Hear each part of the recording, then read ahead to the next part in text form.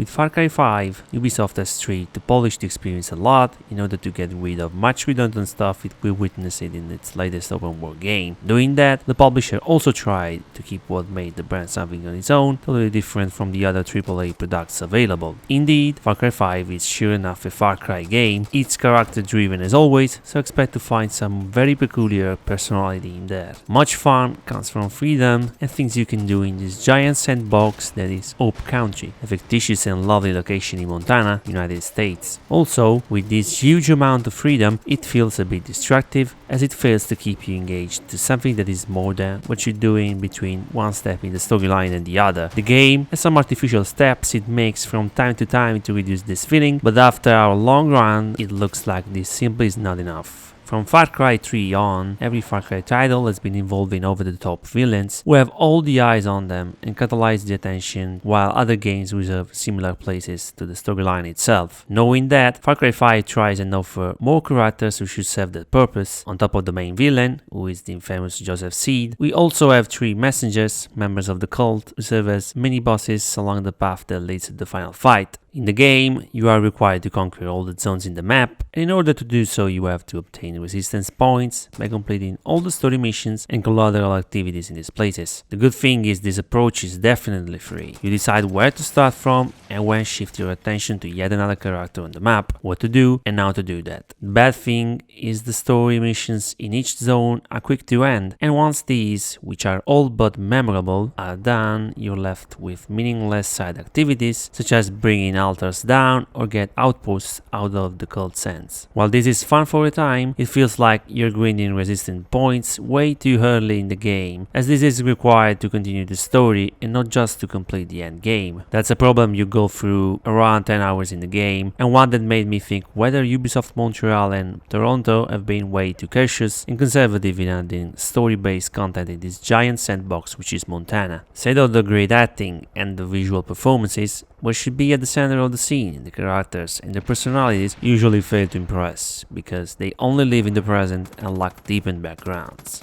On top of that, it is worth to note that Far Cry 5 does a lot of things great and manages to entertain you a lot. There are a few things Ubisoft wanted to change, and first of all, it completely got rid of the towers, which are now some kind of remnants from the previous generation of open world games. You're completely free with the approach, and the rest of the map, the detailed locations of it, are in your hands and will to discover. That's something very refreshing. You can find stuff out of real exploration, as magazines allow you to grab some extra trade points to shape your character up, and road signs to let you see where you can hunt what. The binocular is your best friend when it comes to getting closer to the outposts, since stealth is still one of the best options at your disposal. It feels great to drive over the huge map of Hope Country, as there are quite different vehicles to choose among and several spots where you can grab one. Interestingly, long distances can be covered by letting the game drive on its own until the point you need to reach. Also, in Far Cry 5, you have the ability to recruit few allies with different personalities and skills. My impression is the animals are a bit overpowered, especially the puma, but it's also true that when they die, they require a bit more time to respawn. On top of that, you can also pet them, something I spent way too much time doing. Looking at the graphics, Far Cry 5 is really something. I played it on Xbox One X, and this feels to be the first proper next generation Far Cry experience. The beautiful setting allowed the developer to bring in all the different stuff nature has to offer, with its colors, landscapes, waterfalls, skies, carried over the game aplenty. Animals were just amazing to see and pet, an enormous step forward in comparison with Far Cry Primal.